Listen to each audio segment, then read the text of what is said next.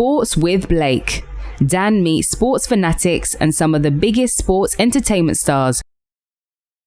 Yes, Dan Blake here with the Sports with Blake podcast. The sporting Come on. mindset, it's a lifestyle. This is what we're all about. Make sure you subscribe to the YouTube and follow us on the Instagram page. I am here with my friend, man, the current IBF light Come on. heavyweight champion, Craig the Jeez. Spider Richards. How you doing, Come sir? on.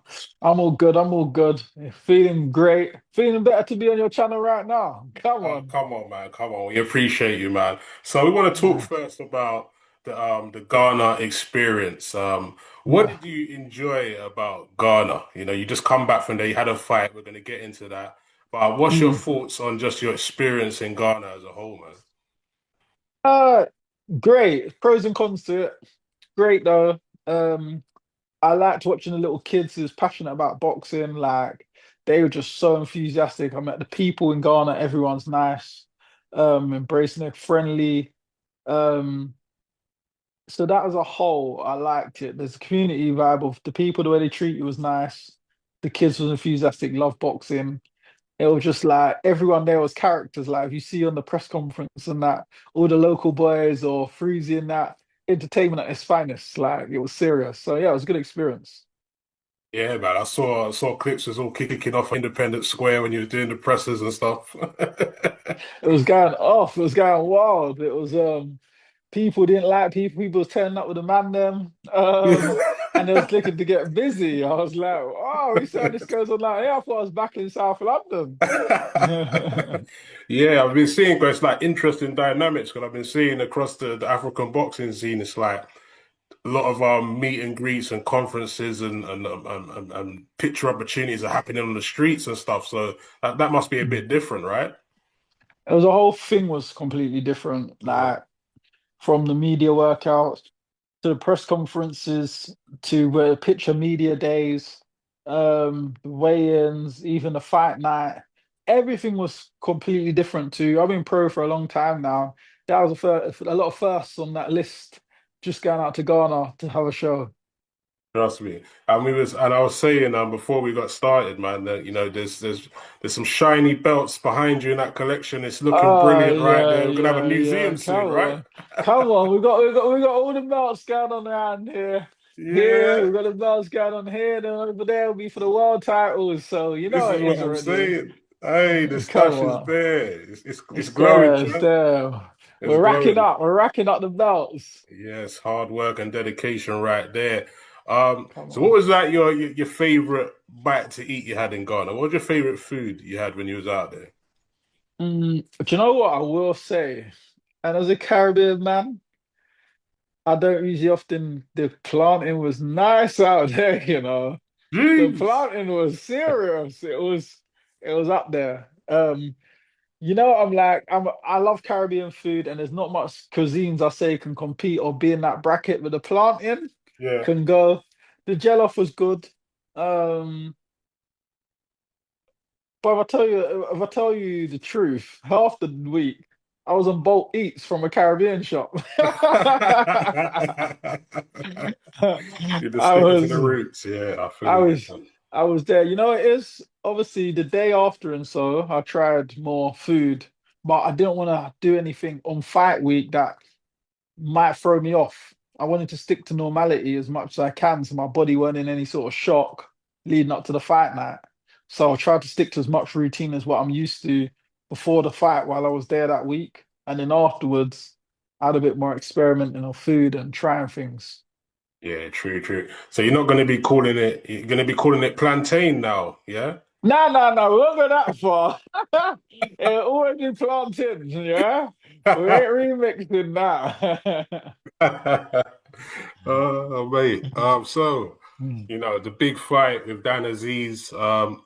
Yeah. Question about the actual fight. I really want to get into your mindset when the fight was starting. It was it was humid. It looked humid out there. It looked very Hot, humid. Um, very hot. and I remember when you first got out there, you looked like you was going for a run on the streets, and I believe to Yeah, acclimatize when I was talking to you previously.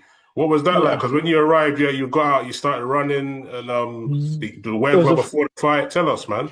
it was a very good thing that I did that, to be fair. Like the first day, I could feel the humidity as I was running in it. So what we was doing is like probably made a mistake the first day. So what we done is first day we run the run outside, which was great. And in the night, then we went to the gym and done our boxing session. But then we thought that's not realistic and climatizing. So the next day we were done our run in the morning. The nighttime we padded outside and we trained outside because remember boxing the stadium and it was outside. So to climatize to the outside weather, we then stopped going to the gym and we done everything outside to get used to the climatizing. And you could feel the difference. Like it Yeah. was a lot harder training outside than it was in the gym. So when we done that for a few days, my body then got used to it, luckily. So it was a good thing that I went out there early. Yeah, so that put you in good stead, especially getting into those later rounds in the fight. Because as the fight was Mm. starting, it was pretty even Stevens early doors. I was saying to about Yeah, round four from what I was looking at, and then I think around five, I started noticing, you was picking up the pace of it. You're landing a lot more yeah, shots, and I could see him. He started to tire midway through the yeah. fight, and you're picking him off, man. That's what I felt. Yeah, that's what happened because I know he's a tricky customer. He usually starts quite fast. I've watched his previous fights. He usually comes out the blocks quite fast, and then he just kind of maintains the speed and sometimes dips a little bit. But obviously, when someone's working their comfort zone, they can do that as long as they're in their zone still. But I knew he was going to come out the blocks fast. Maybe not even as fast as I thought he was going to come out the blocks. And he's got an awkward style. He's got that Super Mario little jump thing going on with the jab. He dips his levels quite well. So first couple of rounds, he was throwing that, and sometimes I'm catching him with shots, but then he's catching me back with that silly nicking jab and stuff. So I had to take a few couple rounds to just digest the system, his rhythm, the shots, and I clocked his patterns after two, three, four, and I was like, right, we've got that nailed now. Let's go to work. And as you saw, I started going to work, made him more uncomfortable, start seeing him unraveling. Then he started getting tired. He started getting tired. I'm picking up the pace. He's dipping. I'm picking it up. He's dipping. And then I started getting my range where I like to fight him best, where he don't like and where I liked. And then obviously it was all going to be a downhill struggle from down. It was downhill from there really. Yeah, because I could see when he was going back to corner. Some of the later rounds he was very wheezy and yeah, he was huffing Oh and yeah. puffing quite a lot, It, man. it was so funny because obviously it's he's lot on the commentary. Denzel, he's stablemate, his best friend. The guy flew out with, they put his team on the commentary team. And it was funny because even when they were trying to push the certain narratives, like, oh, Craig looking tired more than Dan, it was like they put the camera in Dan's face. He was down, down in the corner. I was like, listen, you're gonna push the narratives, make it a bit more realistic. Like people can see, like it's not on the radio, this is TV. Yeah. As I said, that's what I saw. So I'm, just commenting on it, man. But it Yeah. was about the question I have is for before the knockout in the 12th round with the left hook, could you feel it coming? Could you feel him could you feel that you could get the knockout at that stage when it was getting really close towards the end of the fight? How was you feeling when that before you landed Well, that? we planned for the late knockout, to be honest. I planned for a late knockout, maybe not 12th, but we probably looked for anything towards the 10th round of 10th-ish going on. And that's why when I came out at the start of the fight, the referee shouted, "We're changing the contest to a 10 rounder." Seconds out, I said, "What?" I was like, "That's why did you see my face at the beginning when I'm thingy?" That's because that's what they tried to shout to me. And I was like, "No, no, it's a 12." They're like, "No, it's 10 now. We're doing a 10 rounder." I was like, "No, no, no, we trained for 12. What are you talking about?" But I said, Tony, I just said, and he's like, "What?" And I boxed the first round. Then the second round, and they came back to my corner after the second and said, "Oh no, it's a 12." And then they rechanged it. But I was like, because I was like, you can't do that. I prepared for 12 because I'm looking to get him out late. So if you give me your 10 rounds now, I'm gonna have to try and rush that process. 12 rounds, there's a reason they call it the championship rounds, because that's when you see when someone's made of 11th and 12. So that's my playground. So after I could feel 10th, I could have really pressed on him. 9th, 10th, I was pressing on him. There was times I could have probably pressed and maybe looked for it there, but it was about not rushing it. 11th again, then 12th. You saw I came out the blocks, but what he made a mistake is he tried to match me. Once he tried to match me, now you're in my playground. I got you out there quick. Wow, and it was like it was just. it was just so sudden. It just came like pow, knockout, highlight reel. It's crazy, man. Yeah, Yeah, that's boxing. One shot yeah. can change everything, can it? Would you say that was a best knockout of your career? It was a nice knockout. I don't know if it was the best. Shaq was a good Knockout, knockout. it was, yeah. That was a good knockout as well. Obviously that one was a good knockout. Mm, it could be up there. It could be up there. Wow, yeah, Definitely it's up there. definitely up there. It's doing big numbers on the Matchroom YouTube, I see. Yeah, that's what I'm saying. It's getting the numbers. People are interested in it. I think I Yeah. should have even got knockout of the year with Matchroom, but we'll talk to them about that. Yeah, yeah, for sure, for sure. And I've noticed, over the span of your career, the support system has always been brilliant, especially with the family, and even Yeah, better now you've got former boxer himself, Danny Glover, Danny Wright in your corner, come now on. family tree. And also you've Yeah, always had always you notice through the TV the support of your sisters cheering you on, yeah, rooting you on. Does it sometimes yeah. feel like you got another person in the ring with you when you got that support? Because it's like, That's what they always say to me. There's all of us in the ring. There's three of us in the ring. They always tell me. I say, well, one of you take some punches with me because I feel like I'm taking all the shots here. I'm like, nah. Jokes aside, it's always good. My sister, like, it's funny enough because, as I said, I went to support my nephew playing rugby, and I was with my niece, and I was shouting to him on the pitch, like, "Come on!" And my niece looked at me, and said, um, "You're not doing a good job. You need to shout louder." I said, "Listen, your mum's the one who shouts loud. I'm used to being on that side. I'm no good on this side." My sisters, they got that mad voice, like it projects, like a lion when they roar through yeah, the place, like they project, like you hear them over. If there's 20 people next to her, you're hearing her over 20. So yeah, it's nice having them there, showing their passion. yeah, trust me, they're famous now all over the TV I screens and the commentators, everything. know. People have actually messaged me, asked me to get interviews with them before. I was like, listen, they've had enough light right now. We're trying to dumb them back in the box. Sure. So what's next? What's next for you, man? We're gonna sit down with them and see what's next for me. Obviously they said, obviously I remember the last year talking about the winner pushes on 2026 world titles, world honors, da, da, da. Da. So we'll see how we're gonna map to that route or how we're gonna do it or what's next or whatever. Obviously, we'll have a meeting with them and see what they've got planned for me. Who do you want though? Who do you want? I just want to be world champion, so I'm happy to fight any of the champions, to be honest. I believe in my craft now. I had a little bit of experience before. Now I'm experienced. I've got Tony Sims, the main man. Like I really rate Tony. I feel like he's the man to get me there. Like the craft he puts in with us is crazy. Like he puts hours and ends in making sure you're ready. And it's not just about him as a trainer, him as a person when he's in your corner, like you feel he's got your back. Like, but our relationship with Tony is like more than just a boxer and a trainer. Like it's like a family. Like he looks after you, looks out for you, and we've got a close relationship. So I feel like going into fights now with the team I've got, I'm very confident in going to win a world title. When you mentioned Tony Sims as well, you mentioned about his training regimes are just mental, they're out of this world. You're saying, well, Now they're give us a quick run crazy. through of a typical day. Like, there's a quick day. It'll break you. It depends on what day. I don't know what's What can worse. Like, would I survive, mate? Would I survive? Back up. so come down a session, you'll see there'll be no survival. The thing is, it's like every session is not just long days, it's Mm, the every session's intense. So yeah. you're pushing yourself to 110% on every single session. So you've heard of the whoop, the wrist No, whoop things. So no, what's basically, that? they're like, there's the devices like these, they're like watches, but they ain't got a face, yeah? And basically, but they monitor everything you do in your sleep, your training, your heart rate when you're working out per session, what zones you was in, how much calories you burnt in a day, etc. And so, for example, your heart rate will be like 220 minus your age or something like that, yeah? Yeah. And so say for instance, my max heart rate's meant to be like 185 or something, yeah? Tony's got me a max heart rate, somebody session at 203. You're meant to collapse and be dead at that. I'm there well over max heart rate, zone five for 15, 20 minutes in some of the sessions.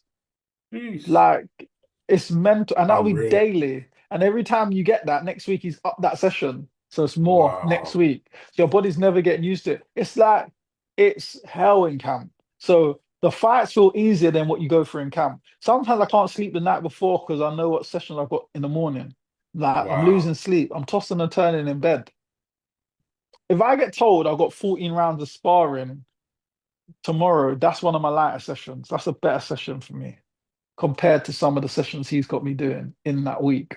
6 days, 1 day off, minimum of two sessions in one of them days, and they're all intense. Wow. Mindset. Yes, mindset. It definitely makes you test your mental in there. He lets you know Mm. what you're built of. You'll question yourself. I remember one time I was doing the stairs, I was running up them, and Eric Thomas started playing in my head. Like it's like I had headphones him. I was talking to him. How bad you really want to be successful? He told the guy, like it's in my head. I said, that's why I know I'm in a dark place. I'm hearing motivational speakers. Wow, wow. You're thinking of the I was just thinking earlier about Dimitri Bivol. He's a champ right now, right? He's a what? Dimitri Bivol. What's the status of him right now? He's gone a bit quiet. I believe he's injured or something. He was injured. He was meant to Mm, fight Batervev, then he got injured. okay, I think he's just come from injury. He's back in the gym and he's training now. okay. Um, he's got to decide what he wants to do because Batervev, obviously, he's got that undisputed since he just pulled out of that. He's still got that. Yeah. Michael Effian, if he doesn't defend against him, he's going to get stripped. Mm, Um, and then he's got the other belts, and I don't know if any of the mandatories are called on that. Obviously, the WBC, but Benavidez, they already stripped him of that. He took it, but he's actually gone up to cruiserweight now. In May the 2nd, he's having the unification at cruiserweight. So I don't know if he's going to vacate that belt or what he's going to do. If he's going to stay there to be undisputed or he's going to come back down. Um, so we just don't fragmented a know what's bit going these on with the belts. belts right now. Yeah, they're Yeah. fragmenting a bit. He's defending, not defending, injured, not injured. So right now it's all up in the air a little bit. So we've got to kind of see. That's why I need to have a meeting, a talk, and see what direction we're going to go in. Yeah, it's a good sign then. If things are a bit fragmented right now, everything's going a bit all over the place. Possibly Yeah. world belt opportunity could be on the horizon real soon for you with the Well, rate you're on at the moment, you know. that's what I'm hoping because, like, for me, last year I boxed the former IBO world champion, knocked him out in 8. And then obviously I boxed the former European Commonwealth and British, English, and Southern Area champion. And I took him out as well in the 12. So anything beneath world honors now I've just completed last year. So 2026, I want to push on to the next level, and that's the next level now. Yeah, true. All right, man. Some great boxing questions there. What is the sporting mindset? What does that mean to you at this time now in your career, man? What does that mean to you in and out the ring? Sporting mindset. Just being like on it, focused, driven, dedicated, and just having the mindset to do whatever it takes to achieve your goals. And also, what would you say when I say the words gems and therapy, what comes to your mind first? And I think of gems, I just think of the belts. I love that. Um, therapy. Um, therapy always you think someone needs help. Therapy, what helps them get over things? Therapy, you naturally think go and talk to someone. For me, my personal therapy is being in the boxing gym. That's what that's what sorts my mental out. That's strong, man. What is your relationship like with fear and how do you control it?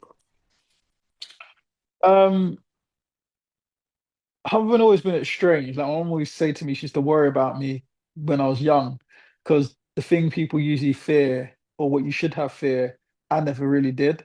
It's something she said I always had missing.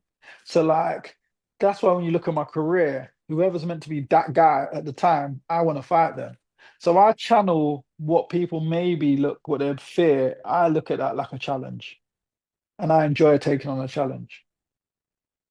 And would you say that's kind of like the thing that kind of makes the difference between, say, I don't know, like a civilian and someone that's actually becomes a boxer and goes there? Yeah, because if you look at fear, fear is just the fact of like fight or flight.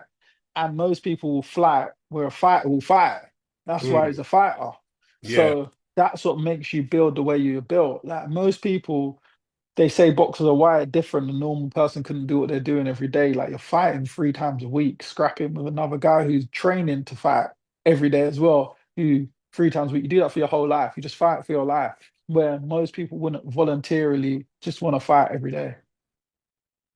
What motivates you when nobody's watching, bro? My goals, my achievements. I came this game and I value my time, and I've put a lot of time in this. I put a lot of effort in. Um, I'm one of the people that when I've got a task, I don't want to just put it aside. I have to complete the task that I'm doing.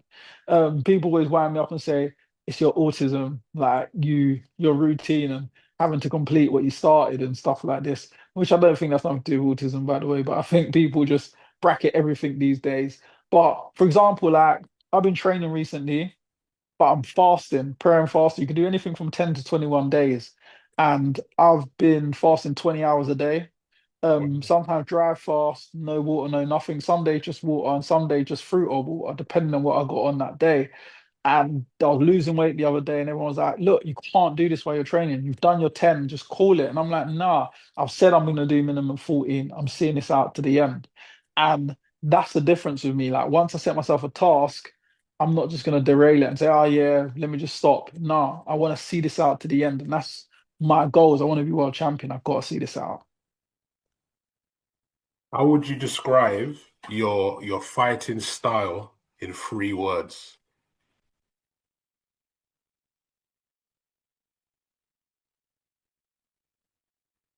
Absolutely brilliant style.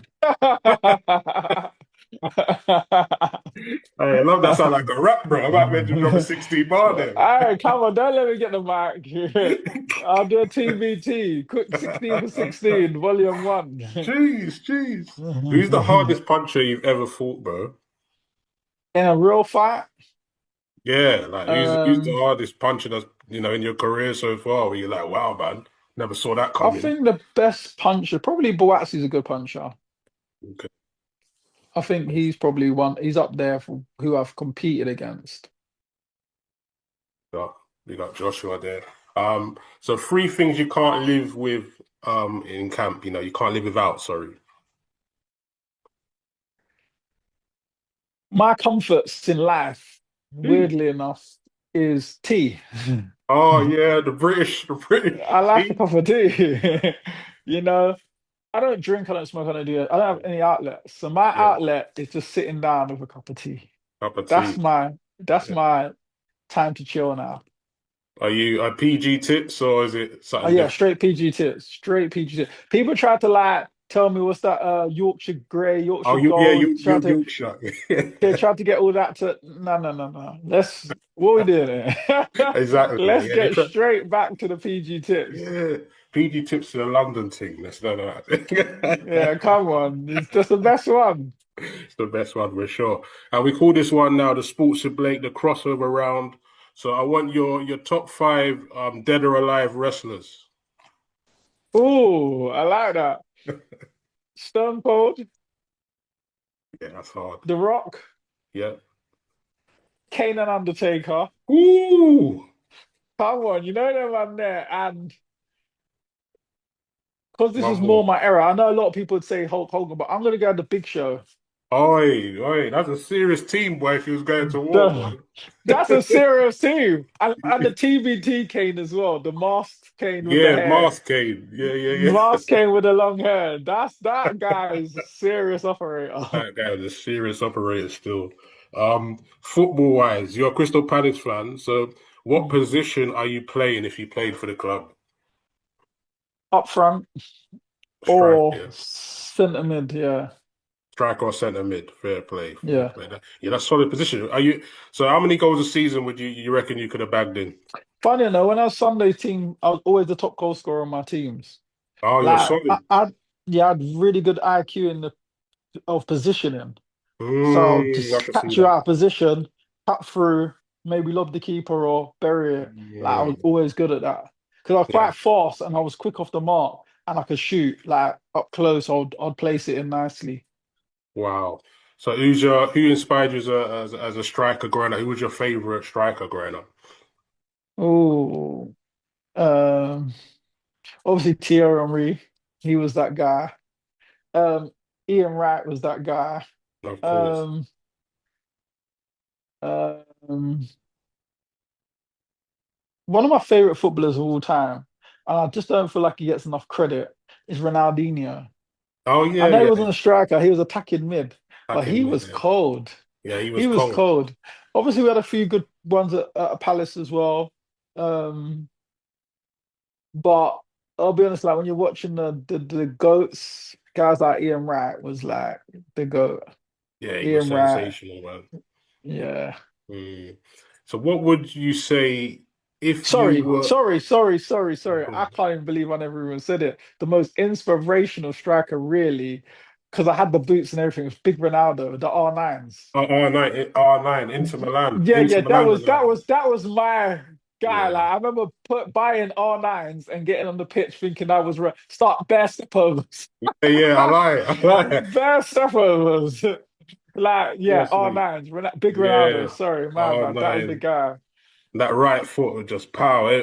Crazy. He was killing the net all the time, all the time. Yeah.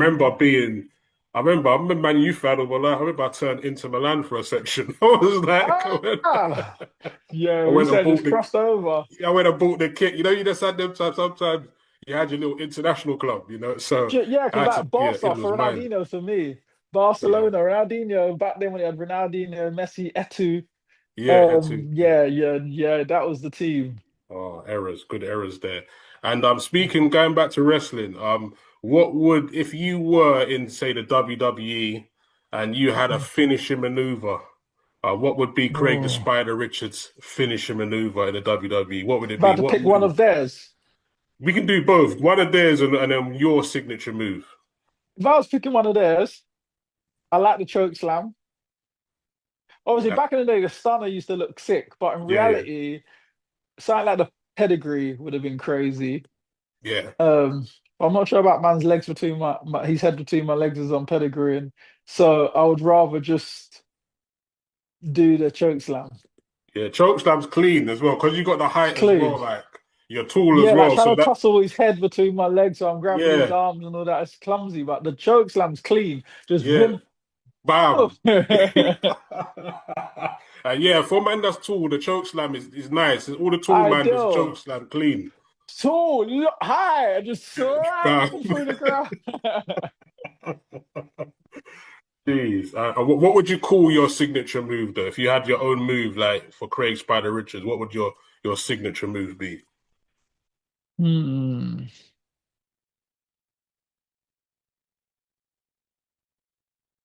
The venom. The Venom. Oh, I love that. Why you Hmm. call it the Venom? For a spider, in it. Black Obviously. Widow. Go on. All right, these were last questions there. We've got a quick fire one words, yeah. So we got Messi or Ronaldo. Which Ronaldo? Oh, that's a question. Yeah, we go with R no CR. Ooh, let's go CR then. Haaland or Mbappe. Who? Haaland, Man City. Am I saying his name? Oh, Man City, No, you said it right. Haaland or Mbappe? Probably Mbappe. Mbappe. Premier League or Champions League. Ooh. More like to watch the Champions League is shorter. Roman Reigns or Cody Rhodes. Not sure. Ooh. Road work or pads. What I like doing or what's effective? What's effective? Ooh, I think they're as poor as each other. Okay. But you can't box without roadworks. Oh, So okay. maybe roadwork. You can't box without roadwork.